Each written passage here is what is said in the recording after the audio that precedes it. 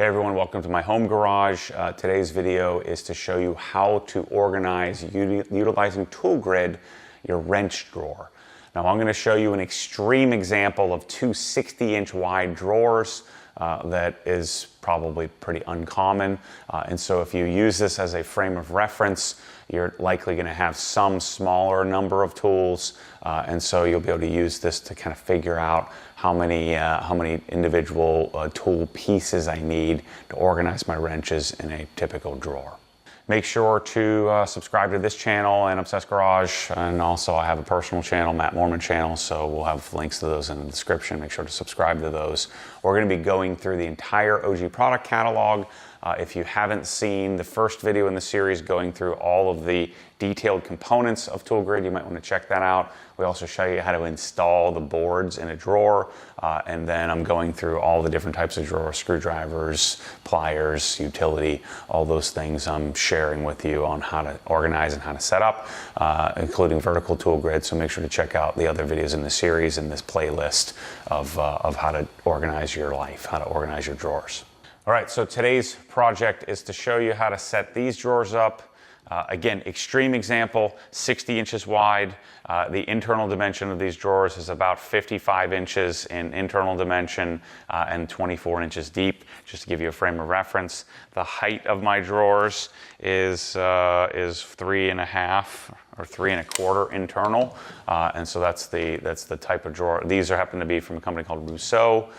We can design these cabinets if you'd like for us. But today's project is to show you how to organize these two drawers.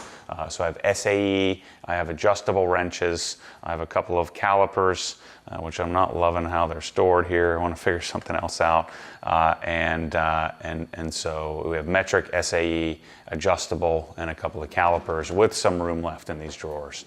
So if you use this as a frame of reference, chances are you'll have enough pieces and parts to make it work for you. A couple of pieces of advice I would give you, especially with wrenches, it gets confusing because they're not linear, they're not straight like the screwdriver drawer we just showed, and so there's a bit of a laddering effect that happens. I would urge you just start it in the upper left-hand corner, pick the wrench that you use the most, start with that, and just start building around it. It will come together. There is no perfect way to do it. If you sit there obsessing over how to perfectly start, you'll never get started and you'll fail to launch. I would suggest to you, you just go. Just start organizing. And then what will happen is once you get your drawer set up, you'll save more space than you ever could have imagined. You'll find lots of extra storage in your cabinets. And then you'll end up with a system that just makes sense to you because you set it up. You'll have a bit of a memorization to it. And then wherever you put that tool will become its place in the future.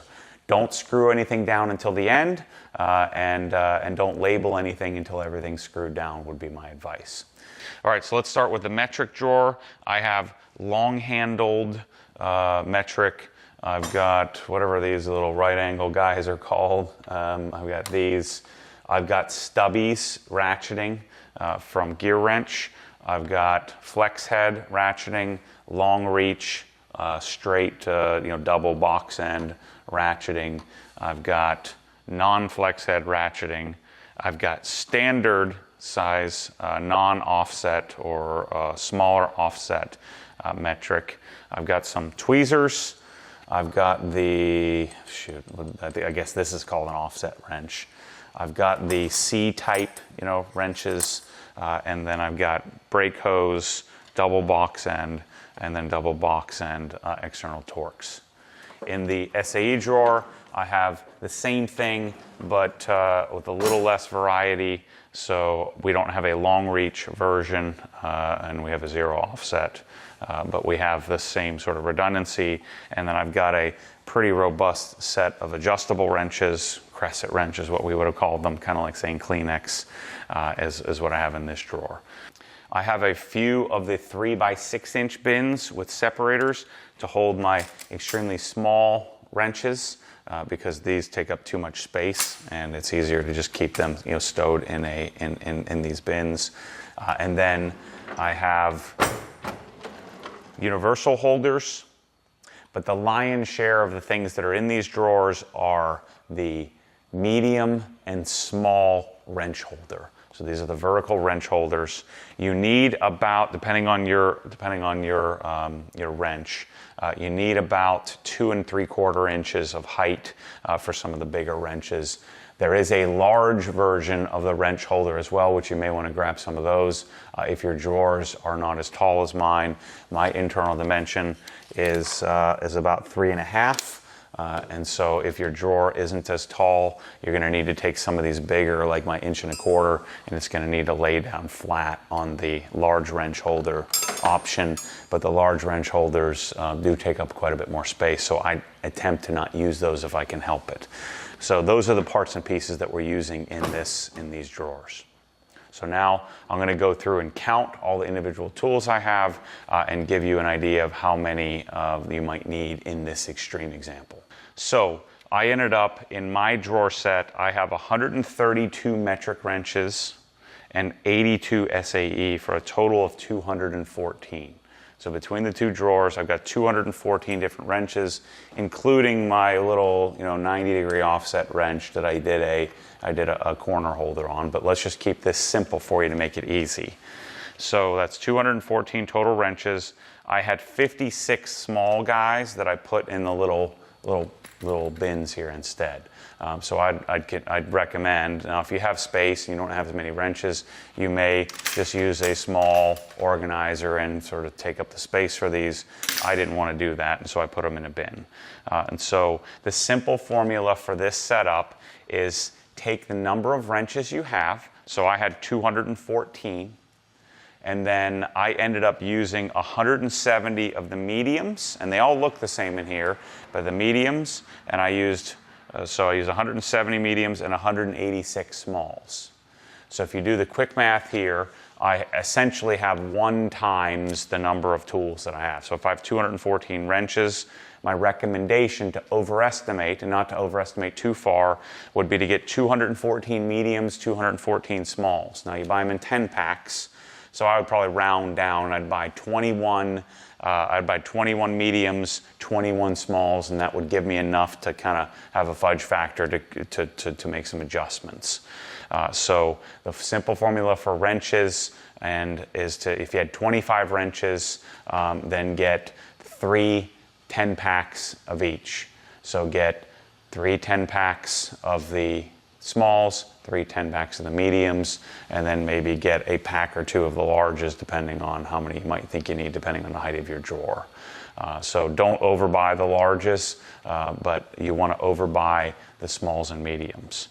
I also had in these drawers, I had my stand-up wrenches here. I have them standing up. So I had 18 adjustable wrenches, including the 2 large ones that I laid down, that I used corner holders for. And so if we're doing adjustable wrenches, I needed 32 total universal holders. So for universal holders on your tools, because you're not sure which ones you're going to use, I would do 2 times. So I have 18 tools. I would buy 3 packs of smalls and mediums, and you're going to use these in other drawers, so it would be okay if you were going to set these up, vertically somewhere. We'll get into the adjustable or the universal holders in the next drawer, which is pliers, on the next video, and so I'll give you some more insight into that. And so these I kind of planned to put in my wrench drawer, but I ran out of room, so I planned to put in my plier drawer. I ran out of room, so I did these in my wrench drawer. So we won't dig into that too much here for this topic. So again, the simple formula for this: get started. Start on the left-hand side. You can kind of figure it out as time goes on here, and then as you get through the drawer, and then take the number of wrenches you have, and then get that equal amount. So if I have 50 wrenches, get 50 smalls, 50 larges, which will give you an overestimate of what you would need in order to set up your wrenches.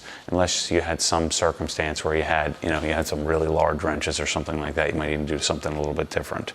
But make sure to go to obsessedgarage.com. I'd be happy to help you figure this out. If you need some help from design, you can head down that path.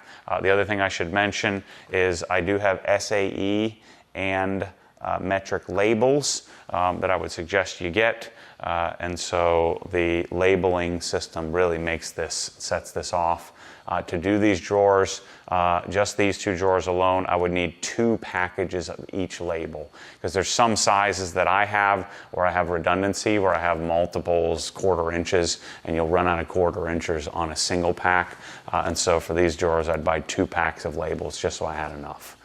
But anyway, hit us up, Matt at obsessedgarage.com, support at obsessedgarage.com, or design at obsessedgarage.com, depending on your level of need. We'd be happy to help you, and then we'll put links in the description of all these parts and pieces. We do sell these tools as well, so make sure to check that out, and go subscribe to the Matt Moorman channel, which is my personal vlog, the Obsessed Garage channel, and subscribe here. Thanks for watching. Next video is pliers.